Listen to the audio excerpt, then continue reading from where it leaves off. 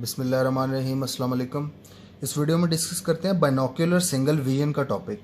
तो binocular single vision क्या होता है कि दोनों आइज़ की एबिलिटी कि वो दो इमेजेस को फ्यूज़ करके एक इमेज बना लें, और बाइनोक्यूलर डेप्थ भी उसमें पता चल रही हो, परसीव हो रही हो। डेप्थ क्या होती है कि ऑब्जेक्ट कितना दूर है आपसे, इसे कहते हैं बाइनोक्यूलर डेप्थ।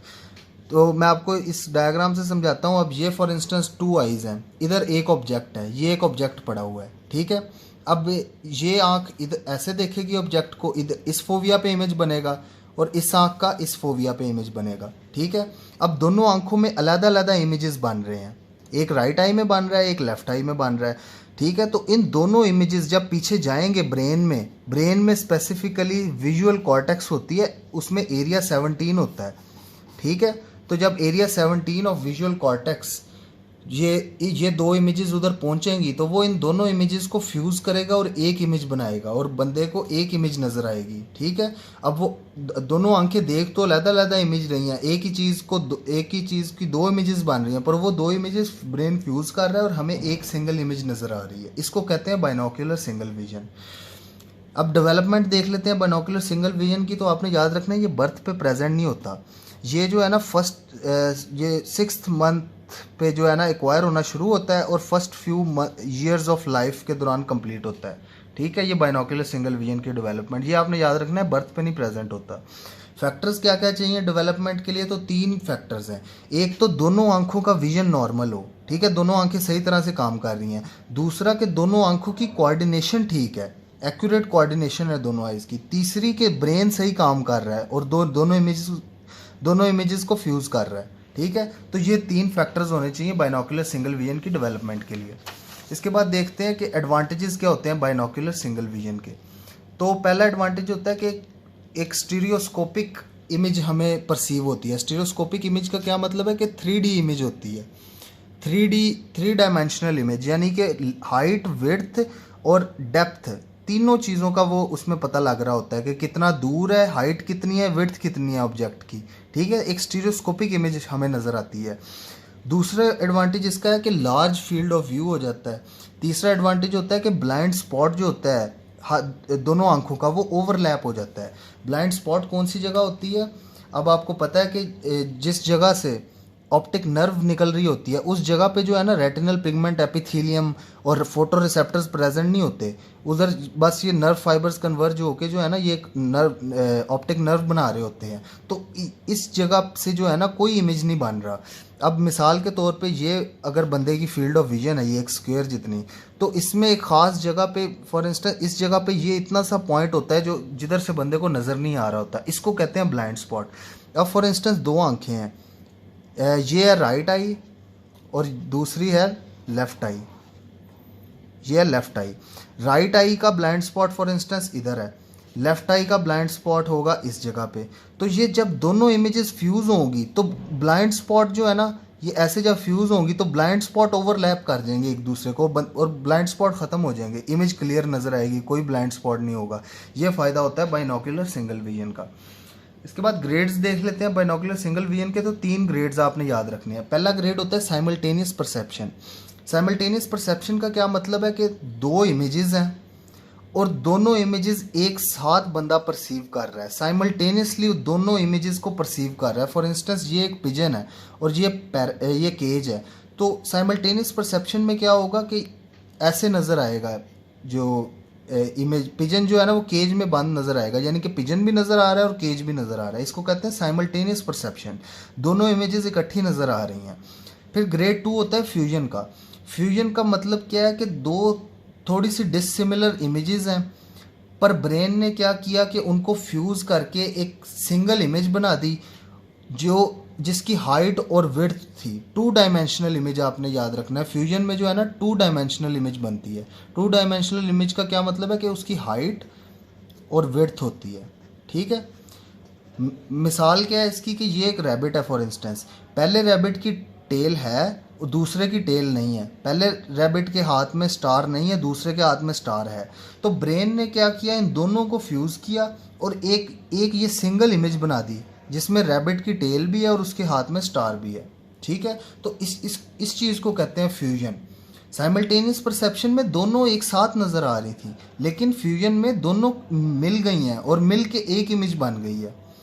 तीसरा ग्रेड होता है स्टीरियोप्सिस का। स्टीरियोप्सिस में दो डिसिमिलर सेम यही कहानी होती है ये फ्यूजन वाली, पर साथ में डेप्थ भी शामिल हो जाती है और 3 डायमेंशनल इमेज बन जाती है, 3D इमेज, यानी कि हाइट भी होगी, ऑब्जेक्ट की विड्थ भी होगी और डेप्थ भी होगी। डेप्थ का मतलब होता है कि कितनी दूर है ऑब्जेक्ट जो हम परसीव कर रहे हैं वो आंखों से कितना दूर है, इस चीज़ को कहते हैं डेप्थ। तो स्टीरियोप्सिस में एग्जांपल में ये देखें कि ये अब फॉर इंस्टेंस बकेट्स हैं, इनका सुपीरियर व्यू है। राइट आंख को इस तरह से नज़र आ रहा है, लेफ्ट आई को इस तरह से नज़र आ रहा है, ठीक है। ये डिफरेंट एंगल्स पे जो है ना बकेट की सुपीरियर व्यू है। अब दिमाग ने क्या किया कि उसको मिला के फ्यूज़ करके दोनों इमेजेस को ये एक इमेज बना दी, ठीक है। अब इस इमेज में डेप्थ परसेप्शन हमें सही हो रही है कि कितनी गहराई है बकेट की, तो इसको कहते हैं स्टीरियोप्सिस। इसमें दोनों इमेजेस को मिला के एक सिंगल इमेज बनती है जो 3 डायमेंशनल होती है, इसकी हाइट भी होती है, विड्थ भी होती है और डेप्थ भी होती है। अब देख लेते हैं एनॉमलीज क्या क्या हो सकती हैं इस बाइनोकुलर सिंगल विजन में, यानी कि कोई मसला हो जाए तो क्या क्या एनॉमलीज इसमें हो सकती हैं बाइनोकुलर सिंगल विजन में। तो पहली एनॉमली आपने याद रखनी है कन्फ्यूजन। कन्फ्यूजन क्या होती है कि दो ऑब्जेक्ट्स हैं, ये बात आपने इधर याद रखनी है कि दो ऑब्जेक्ट्स होंगे तो कन्फ्यूजन बनता है। अब ये फॉर इंस्टेंस लेफ़्ट आई है, ये राइट आई है। लेफ़्ट आई बिल्कुल नॉर्मल है, ठीक है। अब पहले इस ग्रीन बॉक्स पे फोकस कर, ये ब्लू बॉक्स पे फोकस करें। लेफ़्ट, आपको पता है कि जब भी कोई नज़दीक वाली चीज़ हमने देखनी होती है तो दोनों आंखें जो है ना ऐसे कन्वर्ज होती हैं, अंदर को थोड़ा सा डिविएट होती हैं ताकि वो नज़दीक वाली चीज़ को फोकस कर सकें। अब ये लेफ़्ट आई जो है ये नॉर्मली थोड़ा सा अंदर को गई है, कन्वर्ज हुई है ताकि इसको फोकस कर सके। जो राइट आई है वो ज़्यादा कन्वर्ज, उसकी इनवर्ड डिविएशन हुई है, ठीक है, वो इनवर्ड डिविएट की हुई है। तो इनवर्ड डिविएट जो आई होती है उसको कहते हैं ईसोट्रोपिया, ठीक है। अब ये राइट आई नॉर्मल नहीं है, इसका ईसोट्रोपिया है। लेफ्ट आई में फोविया इधर प्रेजेंट है, राइट आई का फोविया इधर प्रेजेंट है। अब होगा क्या कि लेफ्ट आई तो नॉर्मल है, ये ब्लू बॉक्स इधर फोविया पे इमेज बना लेगा, लेफ्ट आई के, लेफ्ट नॉर्मल आई के फोविया पे इमेज बन गया इस ब्लू बॉक्स का। राइट आई में क्या है, चूंकि ये इनवर्ड डिविएट की हुई आई, तो जब ये इनवर्ड ऐसे डिविएट करेगी तो जो फोविया इसका वो बाहर को निकलेगा, टेम्पोरली लैटरली जाएगा। तो जब फोविया लैटरली चला गया तो अब ये जो इसका ग्रीन बॉक्स, ये ब्लू बॉक्स का इमेज बन रहा है, ये फोविया पे नहीं बनेगा, ये थोड़ा सा इनवर्ड बनेगा, इधर करके बन जाएगा, ठीक है। और ये जो फोविया है ये फोविया होगा अब खाली, इस पे कोई इमेज नहीं बन रहा, तो ये किसी और दूसरी इमेज को, जैसे फॉर इंस्टेंस ये मैंने इधर बनाया है कि एक रेड सर्कल, इस इमेज को परसीव करेगा और हमें नज़र कैसे आएगा इस पेशेंट को कि सुपर इम्पोज होके कि अब ये रेड सर्कल जो है ये ब्लू बॉक्स पे सुपर इम्पोज होके ऐसा सा नज़र आएगा, इसको कहते हैं कन्फ्यूजन, ठीक है। मैं एक दफ़ा दोबारा आपको बताता हूँ कि लेफ़्ट आई नॉर्मल है, राइट आई जो है उसमें ईसोट्रोपी है, इनवर्ड डिविएट की हुई है। लेफ़्ट नॉर्मल आई में ब्लू बॉक्स का इमेज फोविया पे बन गया नॉर्मली। राइट आई का चूँकि फोविया बाहर को डिविएट किया हुआ है, ठीक है, तो फोविया पे इमेज नहीं बनेगा, फोविया रह जाएगा फ्री। तो इस फ्री फोविया पे कोई और इमेज बनेगा जो सुपर इम्पोज होके इस लेफ्ट आई के इमेज को, लेफ्ट आई के इमेज पे सुपर इम्पोज हो जाएगा, तो ऐसी सी हमें इमेज नज़र आ जाएगी। ये होती है कन्फ्यूजन। इसमें आपने याद रखना है कि दो ऑब्जेक्ट्स जो है ना, दोनों आइज़ के फोविया, एक आई के फोविया पे एक ऑब्जेक्ट परसीव हो रहा है, दूसरी आई के फोविया पे दूसरा ऑब्जेक्ट परसीव हो रहा है, और वो दोनों हमें नज़र आ रहे हैं एक दूसरे पे सुपर इम्पोज होके, इसको कहते हैं कन्फ्यूजन। डिप्लोपिया क्या होता है, डिप्लोपिया में ऑब्जेक्ट एक ही है, ये आपने याद रखना है, वो एक ऑब्जेक्ट ही दो दफ़ा नज़र आ रहा होता है। वो कैसे, मैं आपको बताता हूँ। अब इस डायग्राम में देखें तो ये लेफ़्ट आई है, ये राइट आई है, ठीक है। लेफ़्ट आई है नॉर्मल, राइट आई में है ईसोट्रोपिया यानी इनवर्ड डिविएशन हुई हुई है। अब ये ब्लैक जो सर्कल है, लेफ़्ट आई के तो फोविया पे इधर इमेज बन गया, लेकिन राइट आई में चूँकि ईसोट्रोपिया है, ठीक है, इनवर्ड डिविएशन है, तो राइट आई का फोविया बाहर को निकल गया है, ठीक है। अब राइट आई का जब फोविया बाहर को निकला है तो ये ब्लैक सर्कल जो है ये इस फोविया के, राइट आई के फोविया के नेजली यानी कि मीडियली इस नेज़ल रेटिना पे जो है ना इमेज बना रहा है। तो नेज़ल रेटिना पे जो इमेज बनता है, दिमाग उसको परसीव करता है जब वो ब्रेन में जाता है इमेज, तो ब्रेन उसको ऐसे परसीव करता है कि वो टेम्पोरल फील्ड ऑफ विजन में है। ठीक है, टेम्पोरल फील्ड ऑफ विजन का मतलब ये है कि अब लेफ्ट आई को तो ब्लैक बॉल इधर नज़र आ रही है, पर राइट आई को वो टेम्पोरली नज़र आएगी। ठीक है, यानी कि इधर लेफ्ट आई के राइट पे नज़र आएगी। लेफ्ट आई पे जिधर इमेज बन रहा है ना, राइट आई को उसके राइट पे इमेज नज़र आएगा। ठीक है, इस और ये जो है ना, ये इमेज ऐसे क्रॉस नहीं हो रहा। जैसे अब इस पिक्चर में देखें तो ये राइट आई को इमेज ऐसे क्रॉस होके लेफ्ट आई के भी लेफ्ट पे नज़र आ रहा है, तो इसमें क्रॉस नहीं हो रहा। इस वजह से इसको कहते हैं अनक्रॉस्ड डिप्लोपिया। ठीक है, अनक्रॉस्ड डबल विजन या अनक्रॉस्ड डिप्लोपिया, इसको होमोनिमस भी कहते हैं, अनक्रॉस्ड या होमोनिमस डिप्लोपिया। मैं आपको एक एग्जांपल से समझाता हूँ। आप अपने नोज़ से 10 से 15 सेंटीमीटर दूर ऐसे जो है ना फिंगर करें। ठीक है, और अब नोज़ की टिप पे फोकस करें। तो नोज़ की टिप पे अब आपने फोकस किया हुआ है और ऐसे आगे फिंगर की हुई है थोड़ी सी दूर, तो आपको दो जो है वो फिंगर्स नज़र आ रही हैं। तो जब आप राइट आई क्लोज करेंगे तो राइट वाली जो फिंगर है वो जो है डिसअपियर हो जाएगी, और जब लेफ़्ट आई क्लोज करेंगे तो लेफ़्ट वाली फिंगर डिसअपियर हो जाएगी। ठीक है, तो इसका मतलब ये है कि ये क्लासिक एग्जांपल है अनक्रॉस्ड या होमोनिमस डिप्लोपिया की, और ये होती है ईसोट्रोपिया में। ये बात आपने याद रखनी है, ईसोट्रोपिक आई में होती है जो इनवर्ड डिविएशन होती है। अब दूसरी जो होती है वो होता है एक्सोट्रोपिया। अब लेफ्ट आई इसमें नॉर्मल है, राइट आई में है एक्सोट्रोपिया यानी आउटवर्ड डिविएशन। अब एक्सोट्रोपिया आउटवर्ड डिविएशन हुई तो जो फोविया है इसमें ईसोट्रोपिया में फोविया बाहर को मूव कर गया था, ये जो है फोविया, पर इसमें आई ऐसे बाहर को मूव कर रही है तो फोविया जो है वो इनवर्ड मूव कर गया। ठीक है, तो अब इस राइट एक्सोट्रोपिक आई में जो इमेज बनेगी वो बनेगी टेम्पोरल रेटिना पे। तो जो टेम्पोरल रेटिना पे इमेज बनती है, ब्रेन उसको परसीव करके दिखाता है नेजल फील्ड ऑफ विजन में, यानी कि जो इधर इमेज बन रही है ब्रेन उसको दिखाएगा इधर, यानी कि लेफ्ट आई के इमेज के भी लेफ्ट पे, तो ऐसे इमेज क्रॉस हो जाएगी। तो इसको कहते हैं क्रॉस्ड डिप्लोपिया, क्रॉस्ड या हेट्रोनिमस डिप्लोपिया। ठीक है, ये जो कॉन्सेप्ट आपने याद रखना है। अब इसको समझने के लिए आप जो ये पेज है ना, इस पे फोकस करें और इसके आगे जो है ना ऐसे फिंगर कर लें। अब फोकस आपने पेज पे ही रखना है।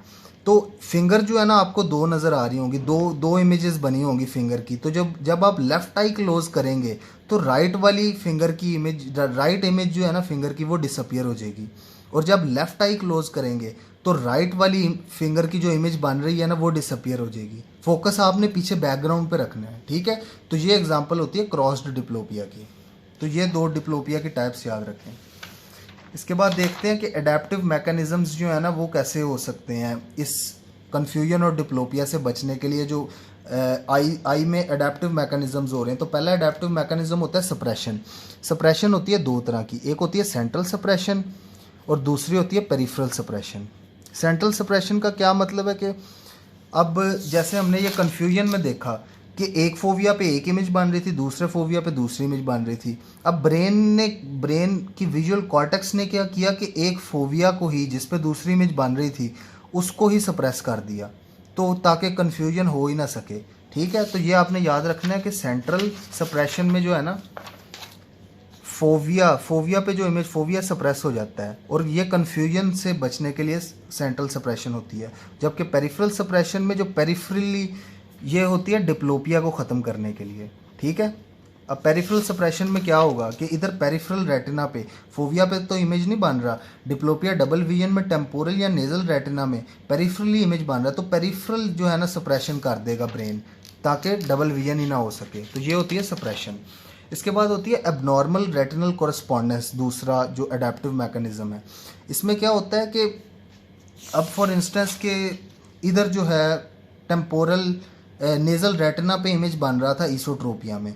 अब दिमाग क्या करता है कि विद पैसेज ऑफ टाइम वो इस पॉइंट पे, जो ये पॉइंट है, अब ये फोविया तो नहीं है वो, लेकिन वो विद पैसेज ऑफ टाइम इसको ही फोविया कंसीडर करना शुरू कर देता है। तो जब इसको फोविया कंसीडर करेंगे तो ये जो है ना इमेज फिर जो डबल विजन है वही नहीं बन सकेगा। ठीक है, वो इस पॉइंट को ही फोविया कंसीडर हो जाएगा।